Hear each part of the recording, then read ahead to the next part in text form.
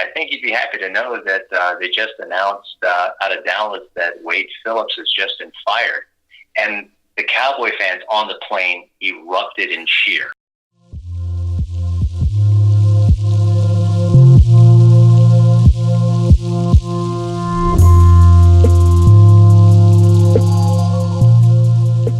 What is going on, ladies and gentlemen? Welcome to the Green Bay Narrative, a show where it is my job each and every week to sit down with a different fan to hear their stories.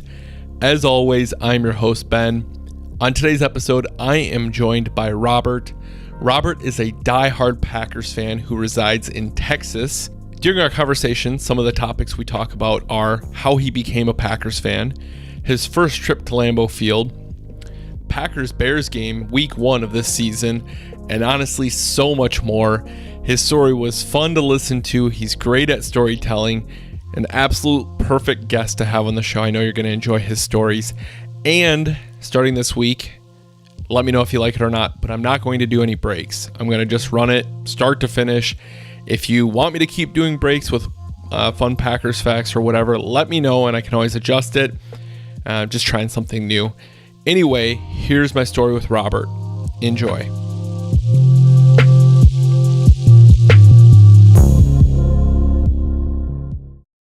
And we are joined by Robert.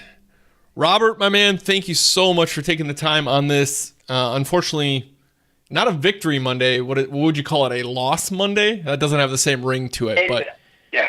How about a sloppy Monday?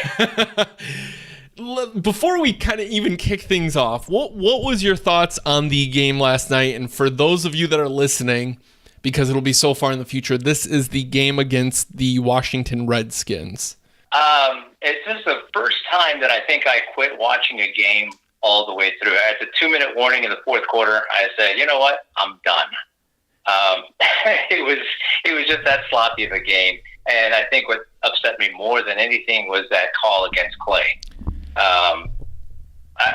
He owned up to the one against Chicago 2 weeks ago, and that's understandable. But the last two were just completely uncalled for, I think. Yeah, I mean, the Vikings one, I could see it a little bit more because they did call one similar on Eric Kendricks earlier in the game. But yesterday's left me fuming because Rodgers pretty much gets body slammed, no flag. I agree. And then you have a clean hit that's a flag. It just, what do you want them to do at this point? You know, what can they do? I think the NFL may be confused as to the rule itself overall. Mm-hmm. The reason I say that is because if you look back earlier this week, Clay Matthews was not fined for that hit, yet the NFL came out and said, no, that call was right. Okay, if the call was right, then why aren't you following protocol and finding the player? Mm-hmm. So obviously they're kind of seeing that gray area that everybody else is, but they're just not owning up to it. It's a very bizarre thing because you'll watch plays that look way worse on a quarterback not get called. And the quarterback, it just seems like it always happens to Clay. I don't know if they're kind of targeting him for calling him out on it or what, but I saw a replay. My coworker and I were watching replay today, and it looks like when Clay's about to hit Alex Smith, the ref has already had his hands on his flag, getting ready to pull it out before the play was even before the sack was even in process.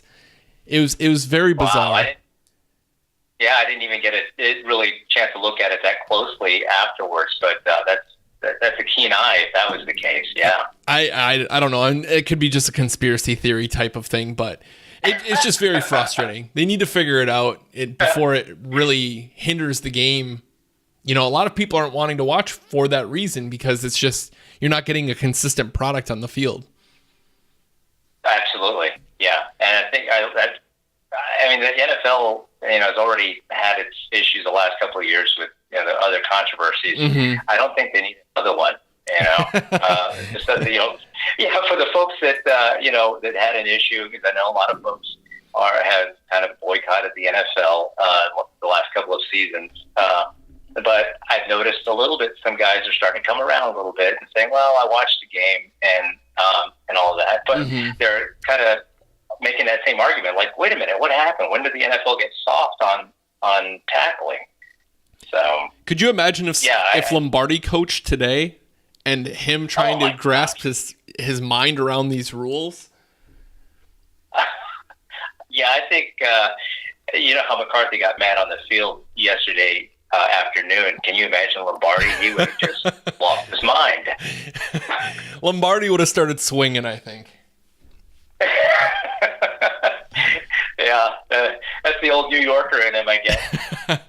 So to kind of get back on pace here, now that we talked about our depression here, where are you from? I always start out with wondering where people are from. Yeah, I'm from Texas. I live in San Antonio. So I've been in Texas most of my life. So with your location, how do you become a Packers fan? Interesting. Growing up in Texas, most kids, especially my age, were raised Cowboy fans, as was I. And you mentioned Lombardi. I've actually got kind of a unique connection in a way. It's kind of very removed, but to Tom Landry. My mom grew up in the same town as Tom Landry did. Very awesome. And she actually knew Tom Landry's father because he was a fire chief down in Mission, Texas. So there was kind of that little connection, like, oh, my mom knows Tom Landry's dad and all that. So I grew up a Cowboys fan as a young boy. Well, in '89, Jerry Jones bought the team. And the first thing that he did was fire Tom Landry. And I thought that was the most unprofessional thing that he could do. And at that point, I wrote off the Cowboys. I said, never again will I be a Cowboys fan because of the way that he treated Tom Landry. I just thought, you don't treat a legend like that. Mm-hmm. And that was the same year that the Cowboys had, I think they had the number one pick in the draft that year was Troy Aikman, right? Mm-hmm. Yep. So the number two pick was Tony Mandarich. So I thought, let's start following these guys a little bit and seeing, what the Packers are all about. Of course, the rest is history with Tony Mandarich. He ended up being a big flop in the NFL, but that got me interested enough with the Packers that I started following them and fell in love with the team. Fast forward another year and a half, and I met met a girl who was down in Texas doing her internship, and she was from Wisconsin. And we kind of hit it off, and she ended up becoming my wife. She's still my wife 23 years later. But awesome. At the time, we were just kind of getting to know each other. And I asked her, I said, "Hey, you're from Wisconsin. Are you a Packers fan?" And her answer was, "Oh God, yes." And and she said, "My entire family, we're all Packer fans." And I said, "Oh my gosh, I got to marry this woman." So, but the rest is history, and that's how I became a Packers fan. What are the odds? That's fantastic. Where is your wife from up in this area? She actually was born in just north of Milwaukee area, okay. Mequon area, but she actually grew up most of her childhood in Minocqua, which is in northern Wisconsin, the Northwoods, up in Oneida County, I think, up in northern Wisconsin. And then she went to school at La Crosse. Sure, very awesome. And when she was doing her internship for La Crosse, she wanted to get someplace warm. She had it with Wisconsin winters. So she found an internship down in Corpus Christi, where I actually kind of grew up down there. Went to high school, or early part of college down in Corpus. And that's how we met. She was doing her internship the same place where I worked, and that's how I met her. Very awesome. So when you're saying, "Hey, I'm going to start paying attention to this team a little bit more after Tony Mandridge. Was it like an immediate? Were you as big of a football fan then as you are now? Like, was it an immediate interest in the Packers, or were you kind of just in limbo trying to find your next team? Well, I guess I was kind of in limbo because I was a big fan of the tuna back in my late high school days, back in the late 80s. And we kind of followed the Giants a little bit back then too, because the Cowboys weren't really winning all that much, but I still had a place in my heart for the Cowboys because of Tom Landry and the history of that team as well. But I guess you could say I was a little bit in limbo. But I've always been a big football fan. I was a kid.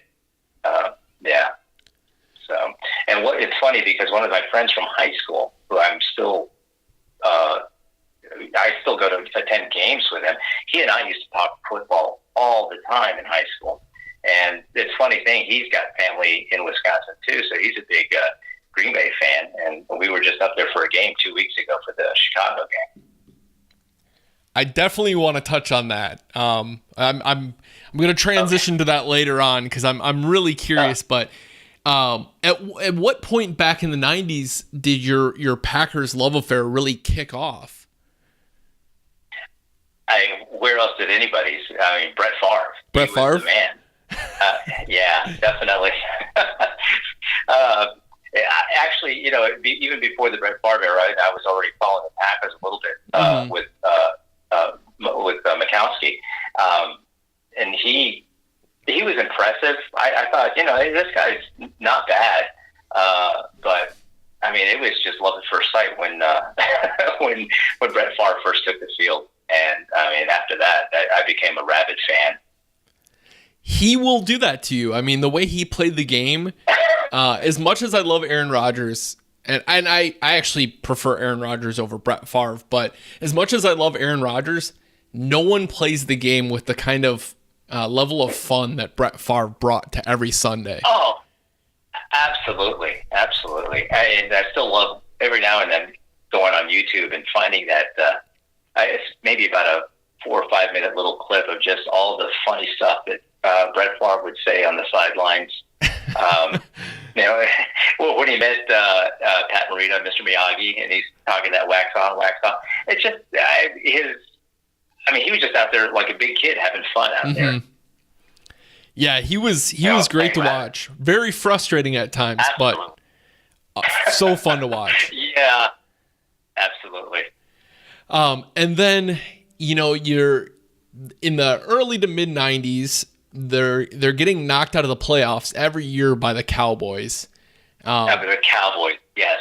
So, you grew up a Cowboys fan. Now you transitioned. You're this big Packers fan. Are you getting all of this grief from everyone since you live in Texas, or? Oh, I still do. I still get that grief. It doesn't stop. But it's interesting. There's a lot of respect, I think, for the Packers, even amongst Cowboy fans, just because of the rich history that the Packers have, and just the level of playing that they've been able to play over the last couple of decades. Yeah, we've had their number as of late, but it kind of goes back and forth. They had us in the 90s. They've capitalized more on their wins over Green Bay than we have in our wins over Dallas. And you're pretty much the representative for the Packers at your work, with your cubicle, how it's set up, and part of your news anchoring, correct?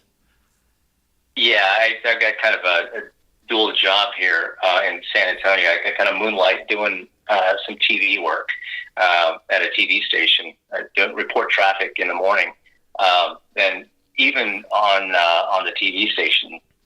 They bring up the fact that I'm a huge Packers fan all the time. And of course, you've seen pictures of my cubicle. Yeah. Where that's all the stuff that my wife won't let me keep in the man cave upstairs. I have to go take to my office because I want a place to put it. But she did at the house. Like enough. Oh, that's hilarious. And with being in Texas, I mean, the last couple times we've played the Cowboys have been nail biters to the end, and thankfully going our way. How is it walking to work on a victory Monday after those games for you? Because I assume most of your coworkers are Cowboys fans. There's a mix of a few other teams in there, but primarily it is Cowboy fans. I think they've learned to kind of be miserable, to be honest with you. A lot of the Cowboy fans have accepted that as of late. It's just one of those things like, well, here we go. Yeah. I don't brag too much. I don't I really don't throw it in their face too much on a Victory Monday, although I will be drinking out of my Packers mug, drinking the coffee in the morning. But, hey, did you watch the game yesterday? But I don't rub it in too much. And I wonder, since you're more in that market, how are they feeling right now after how Dak's been playing? I mean, right now they're kind of looking like they made the wrong move by forcing Tony Romo into retirement the way they did, because Dak's been playing pretty rough.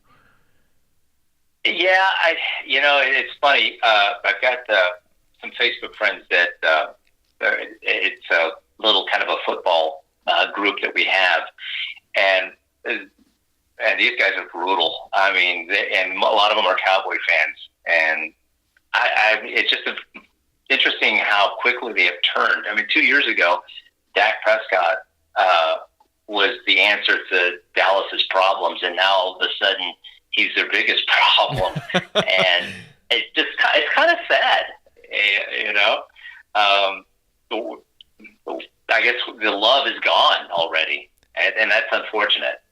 But I really feel tough. Dak. I know. Yeah, he's doing his best. He's really probably a really nice guy from what the interviews that I've seen. He's a really down to earth guy. He's just in a rough patch right now. They call it the sophomore slump, but I think that's extended into his junior year here. Yeah, I mean, I'm not too heartbroken by it, but I mean, he does seem like a nice guy. Hopefully they get something figured out. I mean, like I said, I'm not too heartbroken because, it's the Cowboys and I'm still bitter about the 90s, but still, even though I was only like 4 or 5, I'm still bitter, So kind of going back, I mean, I've been patiently waiting when I knew we were getting you on this episode to talk about that game 2 weeks ago. Oh, boy. Oh, man.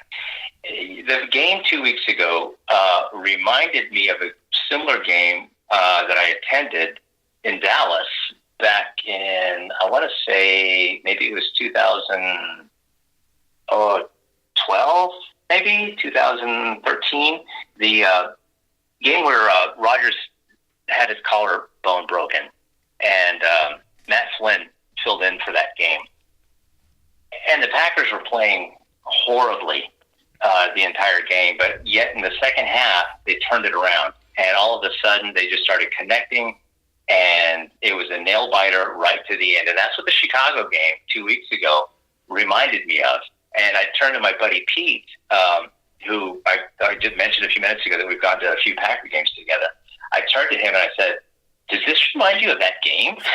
And he said, "I was about to say the same thing." It was eerie how similar those games were. Yeah, you almost felt like a switch was turned on both of those at halftime. Everything just shifted, and everything that could go wrong for the opposing team went wrong. Everything that could go right went right for both those games. Yes. Very similar. Yeah, and I was lucky enough to be at both of those games, and I was there with my son and my buddy Pete, which was a great treat to be able to witness those games in person. And just the emotion that everybody was feeling leaving both of those games was unreal. I bet you could have just ran back to Texas. I mean, you probably didn't even need a flight. Just get running. You'd be good. I was good to go on that, let me tell you. And you had the perfect seats for the game. I mean, your seats were beautiful. Oh, for the Chicago game 2 weeks ago. Oh, yeah. I spent a pretty penny on them, but they were well worth it. I'm telling you, especially with that Cobb touchdown and that Geronimo Allison touchdown. Those were pristine seats. I went fifth row right there in the leap zone area, right about at the end zone. That was beautiful. It looked like Geronimo's, was literally 5 feet in front of you from the video you sent me. I mean, he looked so close. If I had put my arms out, he would have landed right in my arms. So you're in the fourth quarter. He hits Cobb, middle of the field. Cobb rallies down. I think it's Tymont leading the block. Maybe I'm wrong. I thought it was Tymont, but I don't remember off the top of my head. And then he breaks that plane. What's that? The crowd had to just be going just bananas at that point. Everybody just immediately on their feet, like it was, like everybody's like boom on their feet, just watching it, and Lambeau just erupting in. It was deafening how loud Lambeau was for that particular play, and it took me a while to just get focused back on the field after the touchdown, because I was looking around at the crowd to see how crazy they were going after that play. Of course, I was high-fiving everybody around me and getting beer spilled on me. but it was worth it every moment. When did you attend your first game? My first Packer game was actually at the old Texas Stadium in November of 2007. And I don't know if you remember who ended up coming into that game. Rodgers. Yeah. And he looked pretty good against Dallas that game. He looked pretty darn good in that one. It was funny because I was with, again, Cowboy fans, and I'd gone with some buddies on this particular game with some friends of mine. And they knew how big a fan I was of Brett Favre. And I'd gone all that way, and Brett Favre plays a horrible, horrible first quarter. I can't remember how many interceptions he threw. It was like one or two right off the bat that he threw. Then he gets hurt right at the end of the first quarter, to where he's taken out of the game. And I remember thinking to myself, I just spent all this money, traveled, up to Dallas to see this game, and I'm really not even going to get a chance to see Brett Favre play or play decently at that. And, I don't know who this backup Aaron Rodgers is. And the game gets going, and it's funny because the Packers really did struggle most of that game, but they were never really out of it completely, and they were able to move the ball, and just watching Rodgers play, it was like, wow, he's got a pretty good command of this offense, and he's actually being able to move the ball quite well. And I remember I just kind of turned to my buddy that I'd gone to the game with, and he gives me this look like, ooh, he looked a little worried that game wasn't a guarantee. That win wasn't a guarantee, but the Cowboys unfortunately ended up winning that game. But that was my very first Packers game, getting to see both Brett Favre and Aaron Rodgers on the same night. That's awesome. And I think your friend was just foreshadowing what their future held with having Aaron Rodgers as quarterback. Good point. That's a very good point. Because I think he still gives me grief about that. In fact, yesterday he sent me a text message because he's always doing this kind of stuff. After any Packers loss, he always sends me a text message saying, "I've always loved whoever the team is." And yesterday, without fail, I got that text message from him saying, "Have I told you I've always loved the Washington Redskins?" And as a Cowboys fan, that's got to be blasphemy for him. Well, yeah, but his that's his personality. even though he is a Cowboys fan, a true Cowboys fan. That's just his personality to try to get my goat, and yeah, he does it. That's hilarious. So when did you make your first trek to Lambeau Field? It was another Cowboys game, and I went with a bunch of Cowboy fans. It was in 2010. Great game. November of 2010. Yeah, it was the Kitna, I think, was filling in for Romo, because Romo, I think, with the broken collarbone or I believe some you're injury right. that he had. Yeah. So Kitna had to do, and that was actually Wade Phillips' last game as head coach for the Cowboys. I remember that one vividly. That was fun. Yeah, that was my first trip to Lambeau, and it was kind of interesting going with Cowboy fans to Lambeau Field, and you're sitting there with your Cowboy buddies, and you're the only one in your group that's wearing Packer gear. I bet you they felt like they wasted the money on the ticket that time. Yeah, in fact, I went with another friend of mine that was also a Cowboys fan, and I don't know if you remember the play where Clay Matthews made the interception and ran it back for a touchdown. Oh yeah, on that game. And so my buddy who had flown up there with me, he turned to me and said, "I'm going to Curly's." And he walked out. That's and awesome. He went down to the bar to drink his sorrows. What's funny is that he asked me earlier this year if he could join me for another Packers game, because he loved the experience of going up there, even though he's a diehard Cowboys fan, and really is not that big of. He's not. I can say this. He does not like the Packers, but he loved his experience at Lambeau. That he wants to go back for any game up there. And he was supposed to go up with me 2 weeks ago, but something came up and he had to back out. Boy, he missed a good one. He did. He missed a good one. I remember I was at that game too, and the thing I'll always remember is the John Kitna "You suck" chants going throughout the whole stadium. Like, it's just the poor guy's just out there trying to run an offense and just not getting it done. Oh. Yeah, and not trying to get smothered. Poor guy. He'd already had how many years in the NFL at that point? I mean, he was close to retirement, I think. Yeah, it kind of felt like he had about 45 years in the NFL at that point. He just felt like he's been around. The Packers just had their way with the Cowboys that night. It was beautiful. But yeah, he did kind of feel bad for Kid now. And I actually felt bad for Wade Phillips, too. Mm-hmm.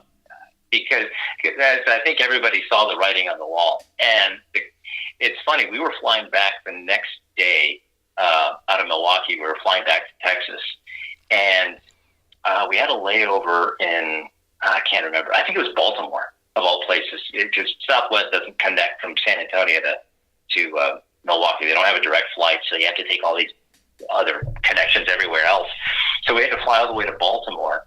And as we landed in Baltimore, the pilot came on and said, "Hey, I see we have a lot of Cowboy fans and Packer fans on this plane. I think you'd be happy to know that they just announced out of Dallas that Wade Phillips has just been fired." And the Cowboy fans on the plane erupted in cheer. And I remember thinking, wow, that's tough. And as soon as we had landed in Baltimore, all the Cowboy fans went straight to a bar so they could go watch it on a sports, one of those sports bars, so they can watch it on TV, on the news coming out of Dallas. That's crazy. And if you remember too, the Packers got Brad Childress fired that year too after they trounced him in Minnesota. Oh, that's right. Yes, I remember there were some jokes going around that if you're a head coach playing against Green Bay, your job's not secure anymore. And then the stadium in Minnesota collapsed like 2 weeks later after the Packers played them too. So stadiums might not even be safe. I remember that. That was the same season? Yeah. And the only reason I remember that is, so my brother is as big of a Vikings fan as I am a Packers fan. And we ended up getting tickets to that game, the Packers-Viking game, for $30 a piece because some lady or guy or whatever hit a bear with their car the night before the game and had these tickets that they're just trying to get rid of. And so we got 3 tickets for $90 and went there and watched the Packers absolutely dismantle them. And it was the greatest thing ever. And then like 2 weeks later, the stadium collapsed. And it was like, at the time I was so bitter over the Brett Favre thing that it all just felt so great. Now looking back on it, obviously I'm not as emotional about the whole thing, but at the time it felt amazing. That's right. I do remember that. I remember making the connection between the Brett Favre being in Minnesota and the collapse of the Metrodome. You're right. I remember making that connection when that happened. It was a good feeling for me. With you being so far away from that type of rivalry, like where me, it hits pretty close to home since my dad is a Vikings fan, my brother's a Vikings fan, and I kind of grew up over in that area. So for you growing or being a big Brett Favre guy throughout his entire career, what did that move feel like for you when he goes to Minnesota? That was still tough. I think I felt just as heartbroken as a lot of locals there in the Midwest, in the Wisconsin and Minnesota area that have been Packers fans. It's almost like a betrayal. That you've mentioned this on previous shows. That last day at Lambeau, they kind of touched on that. The way that Brett Favre just wanted to really stick it to the Packers organization. And he was hell-bent on getting to Minnesota just for that purpose. And, it's kind of heartbreaking. But I kind of felt the same way. I think that a lot of Packer fans in Wisconsin felt the same way. It was just kind of heartbreaking.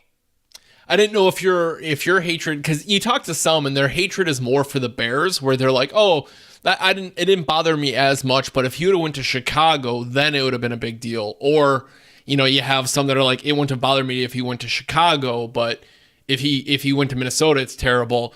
But I think all of us are like, oh, who cares if you went to Detroit? Because no one cares about Detroit. But it's interesting to hear. Detroit. I'm sorry, what was that? No, I just said poor Detroit never gets any respect. They're like the little brother of the division. Like no one's. Yeah. One day they'll figure it out. I think one day they'll put the pieces together. But fun fact for anyone listening: the Tampa Bay Buccaneers have won the NFC North more recently than the Detroit Lions have. So let that sink in for a little while. Yeah, but it was NFC Central back then, right? Yep. And I think they left in early 2000s, but they last won it in 1999, I believe, and the Lions last won it in 92. Okay. Oh, wow. So it just kind of goes to show how lucky we are as Packer fans to have back-to-back Hall of Fame quarterbacks that can put you in contention every year. Yeah, and you kind of worry about 3 or 4 years down the road what's in store for Green Bay. Mm-hmm. I mean, is it going to be somebody else's turn to be dominant for another generation of quarterbacks? Like Minnesota or maybe even Chicago. Mm-hmm. Heck, maybe even Detroit. You never know. But as a Packers fan, you kind of have to start thinking about that at this point in Rodgers' career. He's in his mid-30s, and I know that Tom Brady's doing it, at 41. But Rodgers seems to be getting beat up more out there on the field lately, and I don't know how much more his body can take it, how many more years that 35-year-old body can handle that. Yeah, you really need to start anchoring a line there in front of him. I mean, you got Bakhtiari, who's amazing, Lindsley, who's a good center, but Balaga's great if he's there. I mean, he seems to really break down a little bit quicker. So it's almost like you need to go and make a splash in free agency or something to kind of anchor that line a little bit more. Because as he gets older, obviously he's not going to be as mobile as he is now. He's not going to be able to escape out of the pocket as much as he does now. So you almost need to find someone to keep him in the pocket and anchor that pocket so he can feel good to get out of the ball out of his hands. So let me ask you this. Like Dan Marino type. Yeah, exactly. So let me ask you this. So right now, the big chatter after losing to Washington is maybe it's time for a coaching change. You've had McCarthy since 2007, 2006, maybe? I think 2006. You've had McCarthy for a while now. Are the Packers stale from having the same head coach for so long? You personally, do you feel like the Packers need to potentially look for a different head coach after this season, or are you still confident in McCarthy's ability to run this offense or run this team in general? Yeah, I have a lot of faith in McCarthy overall, definitely. I'm just waiting for a lot of these changes that they made in the offseason to kind of start taking effect a little bit. I think I'm seeing it a little bit, maybe even on defense now that Dom Capers is gone. There's a little bit more, I guess. I don't know. There's definitely a little bit of a positive change there, but I'm just waiting for the full effect to take place with the new coaching changes. Yep, and it'll take some time. Yeah, but no, I don't think that a head coach change is something that the Packers really should be thinking about right now. I'm with you there. I think you give them at least you give them at least another year, in my opinion, to really let it shake out and see what these draft picks are going to do. What I really like about Pettine's defense is the halftime adjustments that seem to be made. I mean, against Chicago, they ball out on the first half, and then the second half, they pretty much shut them down, held them to 6 points. Minnesota, the first half, he had 7 points, and then that fourth quarter, they really piled on. It seems like the team didn't bounce back from adversity like you'd want them to. But then look at yesterday against Washington. The first half, I mean, they really piled on, and then they were stale the whole second half. Those halftime adjustments we haven't seen in a while. So it's nice to see that from Mike's defense. Absolutely. And it's funny because I make jokes with my son all the time about halftime adjustments. And the reason we make those jokes is going back to the Dallas game in 2000. I always forget the year. 2013. Yep. We talked about that game just a few minutes ago. On that game, I recorded it on the DVR, came back and watched it. And it's funny, Troy Aikman was calling that game with Joe Buck. And Troy Aikman said at the halftime, well, they're going to have to come up with some halftime adjustments, but I personally think halftime adjustments are a little bit overrated. And I remember thinking, really? And he said that at halftime, and then, of course, we know what happened in the second half of that game. And so that's the running joke between my son and I is, hey, halftime adjustments. I think they're a little overrated, but we'll see what's in store. And it's funny because my son and I made that joke at the Chicago game 2 weeks ago.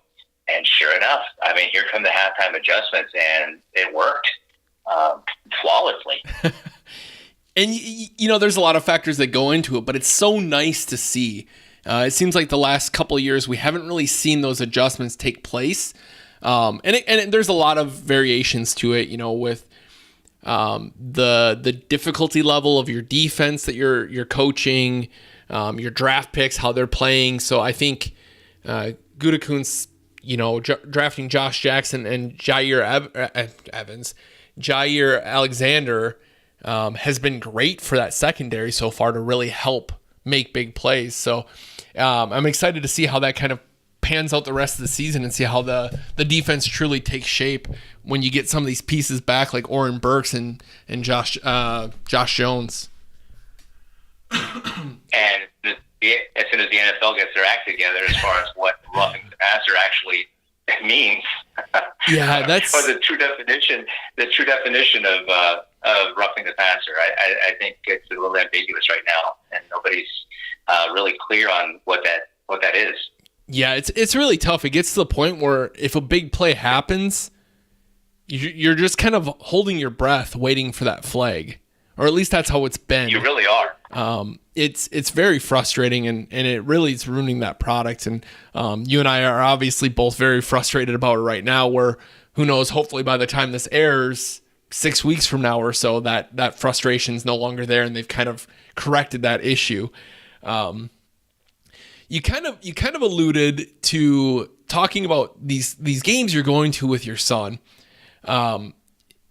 So did you feel like when you had kids, it was like your parental duty to make sure he was as big of a Packers fan as you are? Because it seems like you guys have been to some great games together and have molded these great experiences with one another on these phenomenal game day traditions. Oh yeah, it was the day he was born. I still have a little Packers mug that I put in his bassinet at the hospital. It's funny because the doctor that delivered him was a diehard Cowboys fan, and and that was the year that the Packers went to the Super Bowl. The first one was Brett Favre. So that's how, my son's 21 now. Yeah, I made sure that he was going to be a Packers fan from day one. So, yeah. So when the doctor did see the Packers mug that I immediately put in his bassinet, the doctor just shook his head. And I was like, oh my gosh, I can't believe I just delivered a baby, that's going to be raised a Packers fan. That's hilarious. Out of all the memories you guys have, you went to some great games together. Brett Favre's retirement game, the game a couple weeks ago, You said the 2013. Out of all the games you guys have been together, what is your favorite memory of any of the games or of any of the experiences you've had together? Oh, he and I, you're right. We've been to some really great games. We were just in Dallas last year for the minute 13 left on the clock. Wow, you have been to great games. Yeah, and that was we were just on cloud nine after that game. But interestingly, one of the fondest memories, and it really wasn't that good of a game for the Packers, and it was a miserable night. But because of the memories that we have for that game, the Thanksgiving game a couple of years ago when they retired Brett Favre's number, we were at that game. We were cold. We were dripping wet, miserable. But just being there, because that was his first game at Lambeau. Mm-hmm. And I felt bad because he wanted to experience that cold, snowy game at Lambeau. And unfortunately, I got him a cold, wet, miserable game. And the Packers ended up losing. But what was great was that Favre and Bart Starbuck came out at halftime. Mm-hmm. So we got to see them on the field. And then Rodgers, of course, was out there. So you got to see three Packer quarterback legends all on the same field on the same night, despite being miserably cold. That was the worst experience I've ever had at a game at Lambeau Field. Just miserable how cold and soaked it was, and just sitting in it. It was. I've been to colder games at Lambeau, but the whole experience of just being soaking wet in the rain in that cold weather, it just was almost to the point where it was unbearable. And no pun intended. Yeah, exactly. Good point. Yeah, and but just being there with my son on that one was really the experience of him being able to at least experience his first Packer game was great. And were you as disappointed with the halftime thing as I was. Like, it felt like they didn't really even honor him. It felt like it was a very rushed, here he is, okay, now we're getting out of here. That was kind of my takeaway from it. Yeah, and I don't know if the weather played into that because everybody was so miserable. And, a lot of people, I guess, left their seats at halftime, I guess, to head into warmer environment. Yeah, but you're right. It didn't have a lot of the emotion that I think you would expect on a night like that. I remember I bought the tickets and I was really excited to see that moment and cherish that. And to be honest with you, I don't even remember really it at all. I mean, I remember they did something small, but it was so quick and so, like, I don't want to say meaningless to me because it was amazing to see those three quarterbacks together, but it just felt so, like, not even like they're honoring anything. It was just kind of thrown together. So it was very bizarre to me. And then I also remember thinking, when they retired Reggie White's number, they gave out like statues of Reggie White, like little statues of Reggie White.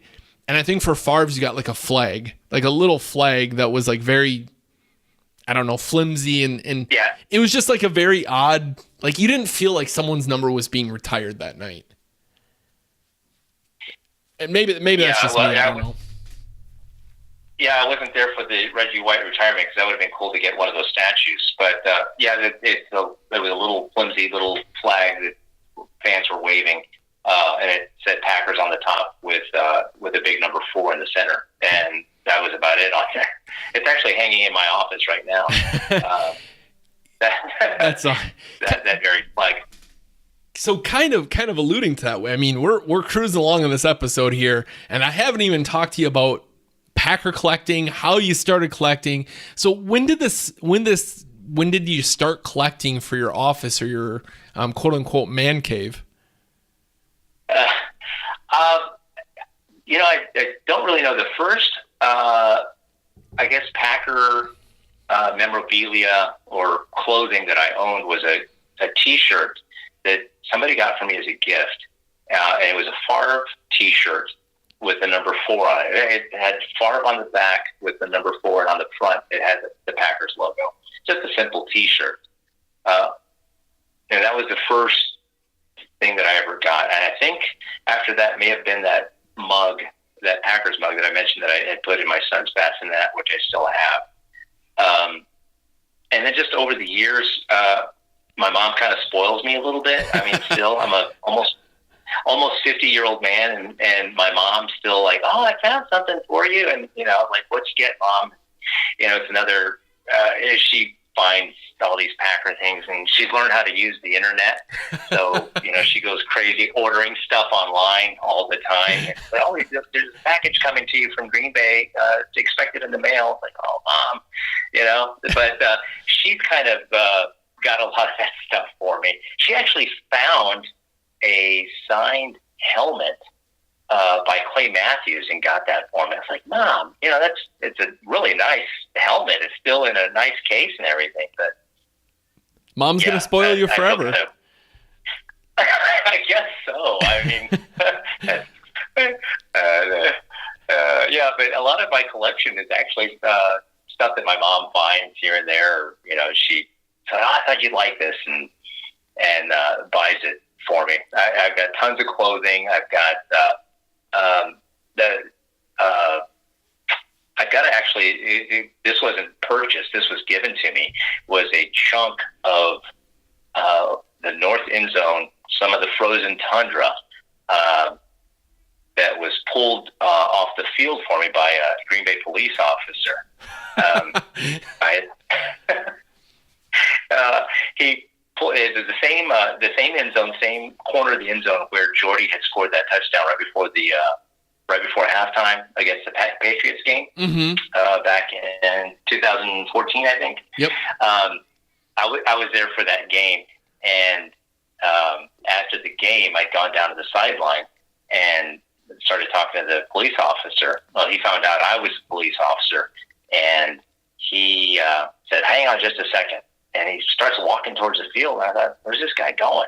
And he reaches down and he pulls a chunk off the field, and he comes back and he goes, "Here you go, something to take back with you." I was like, "Oh, this is awesome." Oh, that's hilarious. I didn't like. How do you even bring that back? Did you just put it in your luggage? I mean, the TSA at the airport's probably like, "Why does this guy have a chunk of grass in his suitcase?" Yeah, it was because now it's brown and just a little chunk that is kind of shriveled up in a little piece of glass case. But when I got it, it was fresh and green, and and I remember thinking, I wonder if they're going to think this is some kind of paraphernalia or contraband that I'm bringing through. But I put it in a Ziploc bag, and it got through security just fine. Yeah, that was my first thought. Is like, hey, you're going through security with this grass in a baggie. You'd think that they would have to stop and look at it at least for a minute just to see. But apparently not. It was they could tell you were a cop. They weren't worried about it. Yeah. TSA doesn't care sometimes if you're a police officer or not. Yeah, I suppose that's not their job to care about that. They'll still frisk you the same way.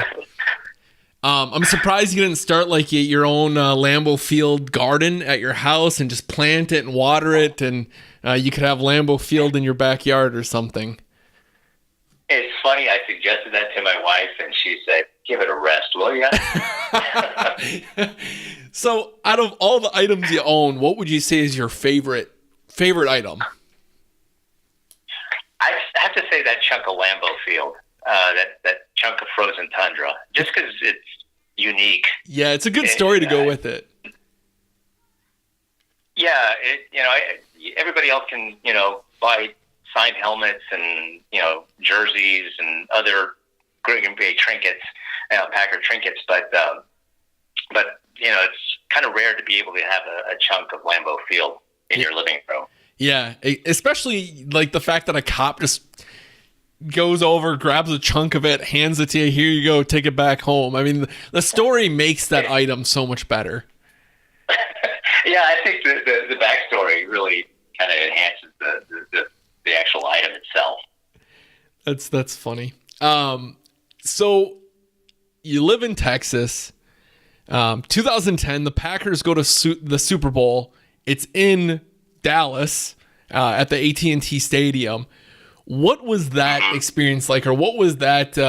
Because you're right in that environment. I don't know how far away you are from Dallas, but probably close enough where you felt the excitement anyway.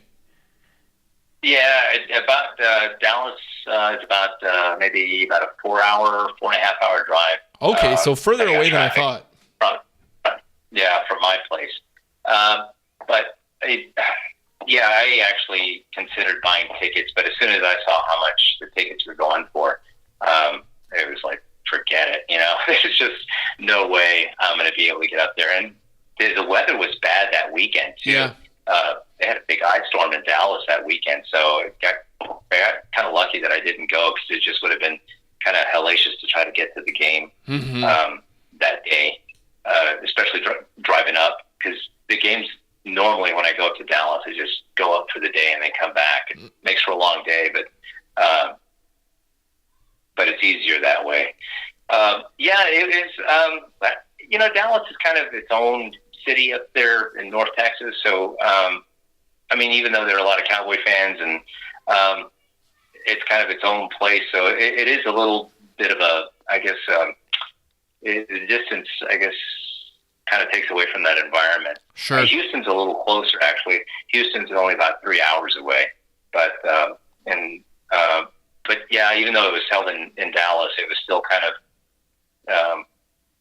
like, it's a game going up there in Dallas. But it was not nice to be able to see the Packers win there in Jerry's world, win the Super Bowl that year.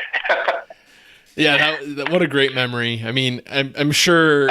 It had to be such a cool thing to know that it was in your state, that they're there. Brett Favre never won in Dallas, but Rodgers just won his first Super Bowl there. Yeah, and it's so funny is now that the running joke around here is that Aaron Rodgers, owns Dallas pretty much. Just over the last few games that they've had, the meetings that they've had, the one with the Cook catch a couple of seasons ago. You had the minute 13 left on the clock last year in regular season. And you even go back to the game a few years ago, the playoff game with the Des Bryant no catch call. Yep. Rodgers pretty much owns the Cowboys at this point.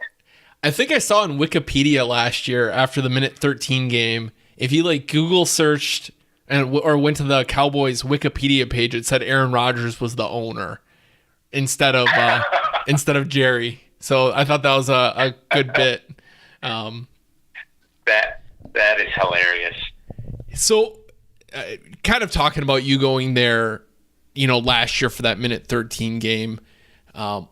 What was the atmosphere like for you as an away fan in that stadium? Having the drama play out the way it did. Obviously, the Packers win the game they did. What's that? I guess that atmosphere like there. Are they, fans that are mad at you, or is there any? I don't know. Do you just feel unsafe ever? Or? No. It's funny. I've been to games in Houston. I've been to games in Dallas and in Green Bay, and in all those environments, the fans have always been very cordial. And there's some at the end of the game that here and there they get a little rowdy, that kind of maybe get upset. But overall, I'd say 99% of the fans are gracious losers. When their team loses. Is at home like that. The Cowboy fans have, I've never had a problem with any of the Cowboy fans. It's funny because I went to the Houston game in, what was it? So a Sunday night game back in 2012, and maybe about a third of the Reliant Stadium or Energy Stadium was filled with green and gold. And last year's game in Dallas is probably about the same. Wow. It was Packer fans travel quite well. Very well. And you could hear "Go Pack Go" chants more than folks cheering for the Cowboys on that game. That's awesome. Last year. So you were at the 2012 game as well, where Rodgers dropped 6 touchdowns? Oh, yes. Yeah. And, it's funny because that was my mom's first NFL game. I took her to that game. And, of course, my mom being, from Texas and Mission down in kind of Tom Landry country, that, I think, was the turning point for her. And she's been a Packer fan since. So I kind of converted her to be a Packers fan. And it broke her heart this year because I think her favorite player, Jordy Nelson, her heart was broken when Jordy was traded to Oakland. Sure. And she just fell in love with Jordy on that game in Houston. Wow. I mean, I'm pretty envious. I've been to a lot of Packer games, but you're dominating with great games you've been to. You seems like any great game that we've had in the last, 5, 6, 7 years, you've been there. I've actually rolled the dice and gotten lucky on most of the games I have attended. Even the games where the Packers have lost, there's been something unique to each game. I've only been to 2 losses, and that was the 2007 when Brett Favre was knocked out. But the unique thing was that I got to see Favre and Rodgers play in the same game on that one. And then the other loss that I was a witness to was the Chicago game on Thanksgiving night.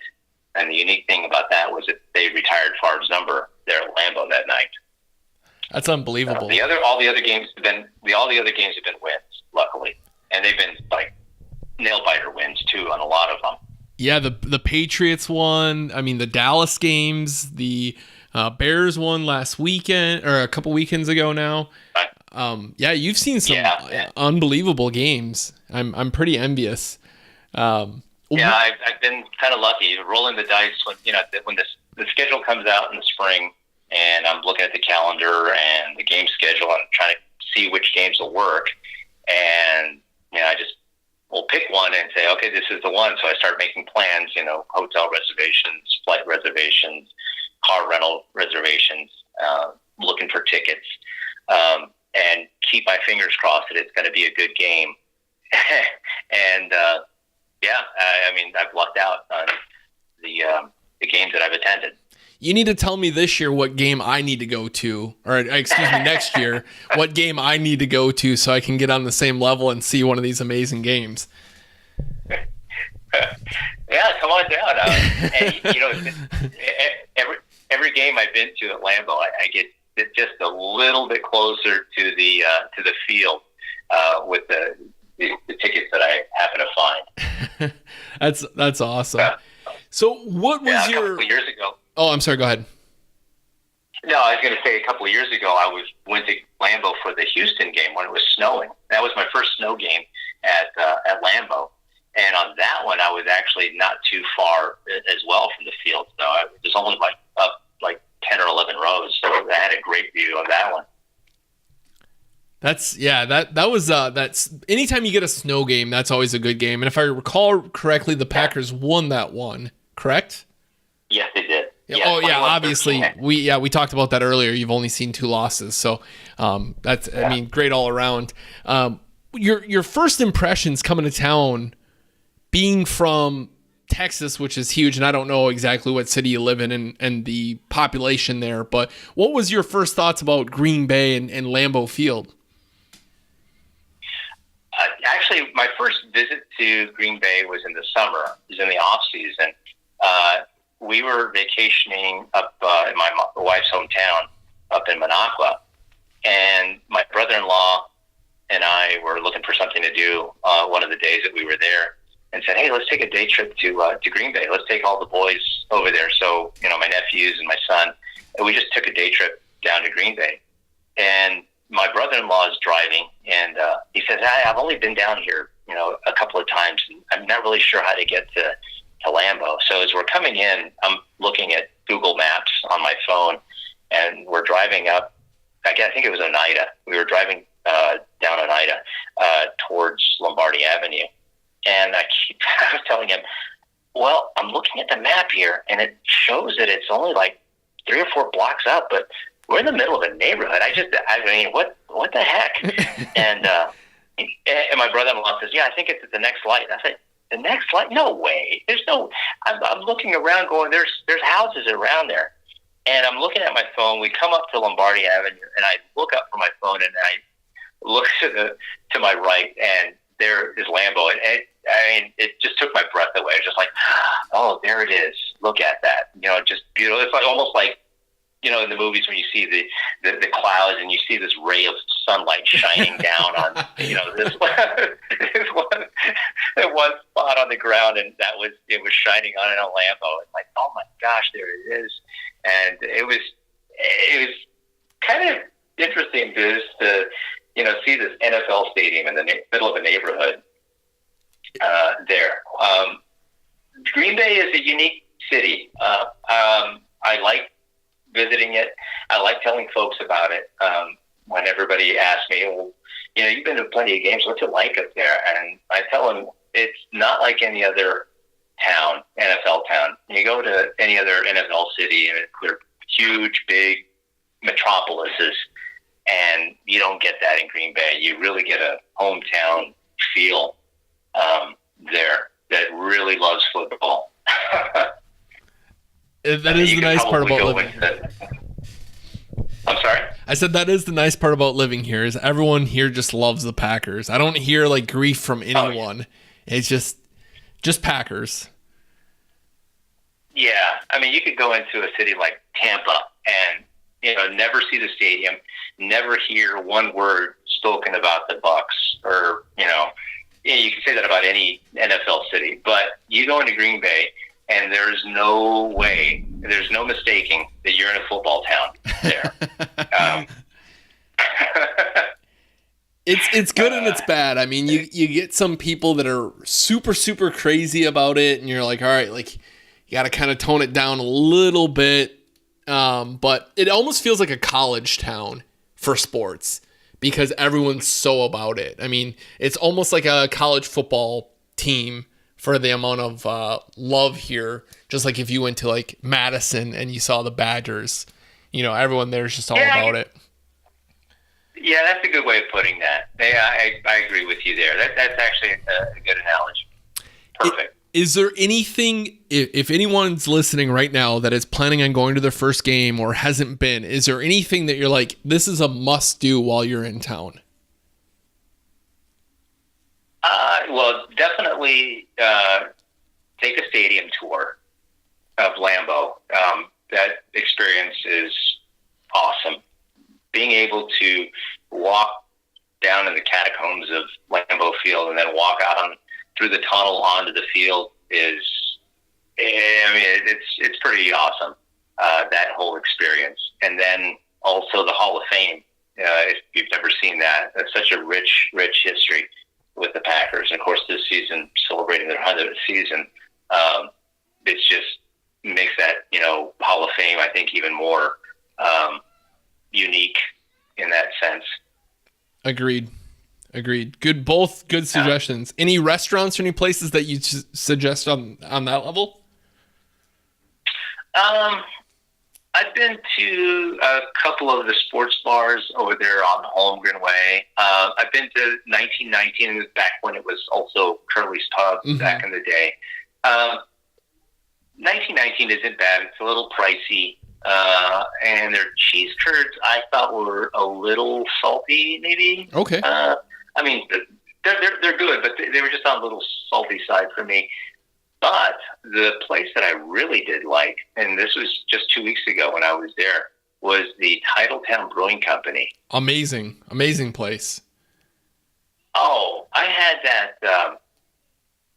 What was it? The peanut butter burger. Yep, that's what I got when I went there. I did not think that would be. I saw it on the menu, and I thought, "Am I reading this right? Peanut butter on a hamburger?" And I thought, "What the heck? Let me try it." And I took one bite of that thing, and I was like, "Oh my gosh, this is heaven!" I think that peanut butter, the sweetness of that peanut butter with the, I guess, the saltiness of the bacon that was on that burger. Oh, it was that combination. Whoever came up with that is a genius. I love Titletown. Titletown's such a great place to go. Yeah, it's a good place for brews too. If you're into craft beers, that's also a great place. Yeah, and they really just take care of. I mean, and you have the Donald Driver statue out front.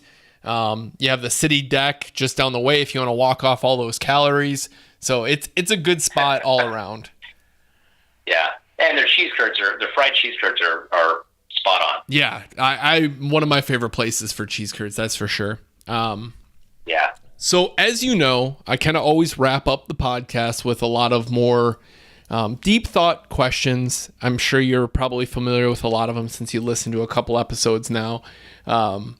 So we'll kick her off. I'm gonna exclude one here on the first one. If you could meet any person associated with the Green Bay Packers, alive or dead, and have a conversation with them, I'm going to exclude Vince Lombardi and Brett Favre. Who are you going with? Curly Lambeau. Curly Lambeau, and what's the reasoning there? Well, I'm a big history buff, and so just getting to talk to him about the whole idea of starting up a team. He's coming out of college and having to work, and at the same time, he's got this passion for football. So he's finding time amongst all that to actually build the team and take the time and energy to hustle, to go out there and get, I guess, sponsorship for it. I just think that it's a great story. It's a unique story, and I'd love to hear more about what was going through his head, when he was building the team. I absolutely love that answer. Great answer. I couldn't agree more. Very good choice. If you could take any Packer player from a past team and add them to today's roster, excluding Reggie White, who are you going with? Al Harris. Al Harris? More cornerback depth. I have to go back to that Seattle playoff game.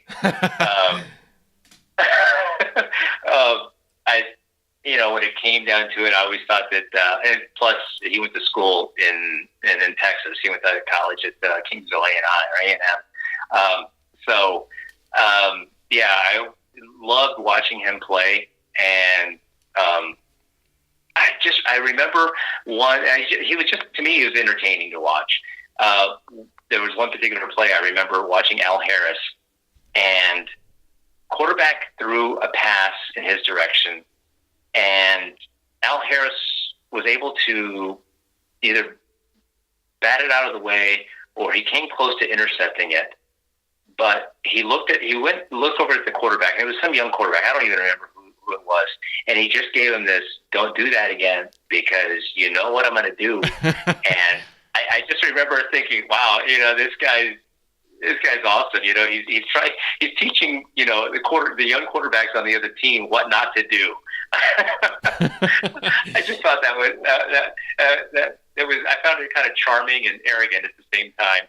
He was such a great person, like, to watch on the field and just. Oh yeah. I mean, him and Woodson side by side, and then Nick Collins over top. I mean, you were set in that secondary. Yeah. Yeah, and you know what? I'd probably pick Woodson too if I had a second choice. He'd probably be my number 2 guy. You'd be locked down secondary. We'd just have no safety help.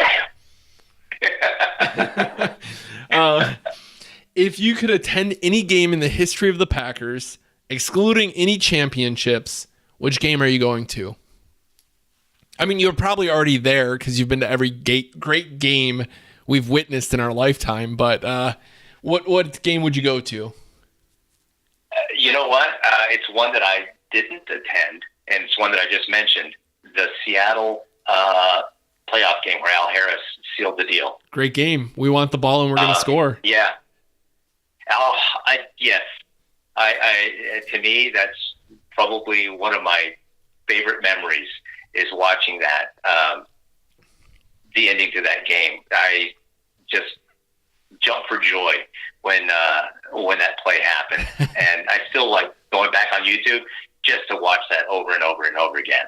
There is if you don't have it already, it might be something to ask for Christmas, or give a little hint to your mom so she can buy it for you too.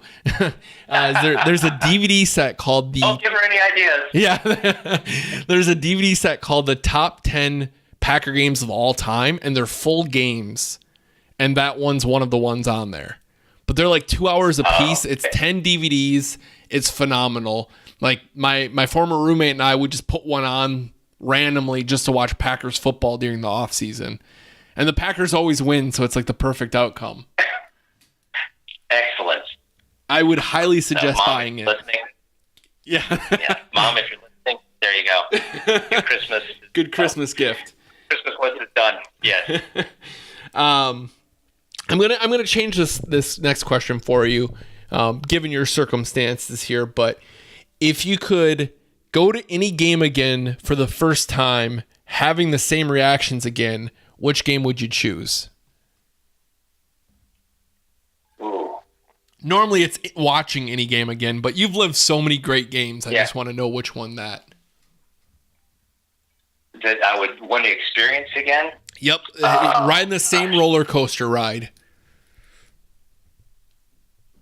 Even though it was a blowout and the Packers dominated, I would want to do that 2010 game again that I attended against Dallas, that 45-7, because that was my first game at Lambeau, and just the experience of being there for the first time and soaking it all in was phenomenal.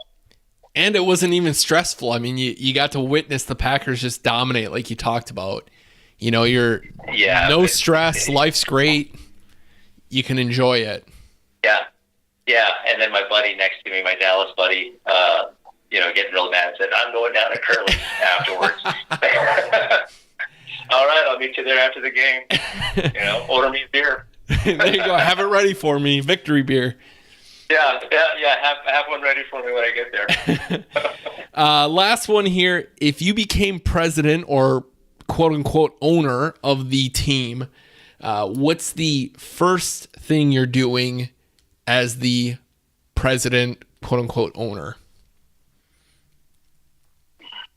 You know what? I'm gonna be a little selfish on this one, and I'd move my place in line for season tickets up about. I'd move them up about 100,000. What number are you at right now? I'm at 97,000. I think somewhere around there. Did you put it on after the Super Bowl win? Yes, I did. Okay, because there's a big spike after that. Because I think I put mine on in 2009, and I was like 70,000. Maybe a little higher than 70. I don't remember. Yeah, I put my name on the list when I bought my Packers stockholder shares. Gotcha. Okay, so everyone was riding the hype train. The part, though, I mean, if the Packers go through a 70s and 80s slump again, I'm sure those numbers are going to dwindle down pretty quick. Yeah, you're probably right. Some folks may take their names off the list or not will them to, family members down the line.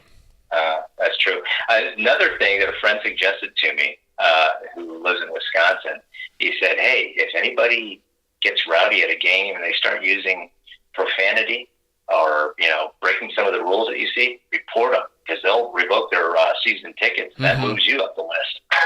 Yeah, I mean, the only bummer part is, someone who sold their tickets for that game or whatever, and maybe they're not even their tickets, but at the same time, you should be responsible for who you're allowing to purchase your tickets. That's a good point. I wouldn't want to do that to somebody's, tickets, but it's valid though. I mean, you don't want someone having a poor experience because I was at one game and the person like maybe 5 or 6 people down from me was started smoking weed, and there's like a little kid right in front of him, and everyone in the section went off on this guy. I don't think anyone called security, but everyone like right away went off on this guy and was like yelling at him and just basically saying, get your act together. And I think they ended up leaving like right away after that because they're probably worried they're going to get kicked out. But it was very like, what are you doing, man? Like there's little kids all over the place. You really got to smoke weed while you're watching this Packers game? I mean, I don't get it. No, that's not the time and place for it. Now, when I was in Green Bay a couple of weeks ago, I did smell some at the Steve Miller concert, but that's a different environment. Yeah, different time, different place. And another tip, if anyone's trying to get quick season tickets, is if you it takes a special person to want to do these type, but if you do single seat tickets, you get them a lot quicker because not many people want them. So I think you can get those in like less than 5 years if you're doing a single seat. Oh, wow. I didn't even think about doing it that way. I mean, who wants to go to a game by themselves every week, though? So that's the tough part. Yeah. So you find somebody that's able to do the same thing with you and your buddy, and you both put your names on there maybe, and hopefully you end up with seats next to one another. Yeah. I mean, I have a friend of mine that has 2 single seats, and I went to one of the games in his seats, and the people I sat by were phenomenal. They're really nice. So I wouldn't have minded going to every game sitting by them. And the game was a blowout. So at halftime, the people next to me left, and my friend ended up coming over and sitting by me then anyway. So it kind of worked out. But I think if you're by someone cool, then you're okay. You're going to go and have good seats every time and get to know the people around you, and life's going to be good. And they trade out. So the person asked me if I own the ticket, and I was like, no. And they're like, oh, we want to know for when a friend of ours comes up or whatever. So you can kind of network that way and can make some connections. So you never know. That's not a bad angle to take. Yeah. Well, Robert, once again, man, I really appreciate you taking the time. Any other stories or anything else that you'd like to add that you feel like we haven't talked about? We could probably go all evening talking about the Packers, to be honest with you. But I want to thank you for giving me this opportunity to be on your podcast and this opportunity to share my Packers experience with your audience. Thank you. Yeah, I hope everyone enjoyed it as much as I did. Next time you're in Green Bay, let's get together, go Titletown Brewery, or get some cheese curds or something. It'd be great to meet you. I'm all over it. Let's do that. As always, end the podcast with a nice Go Pack Go. Go Pack Go. And that is going to do it for this episode of the Green Bay Narrative. Huge thank you to each and every one of you for taking the time to listen.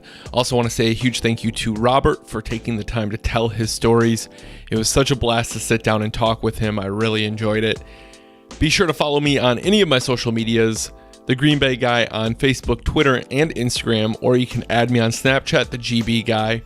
New episode of the Green Bay Narrative dropping next Monday, so be sure to come back for that. Until next time, Go Pack Go.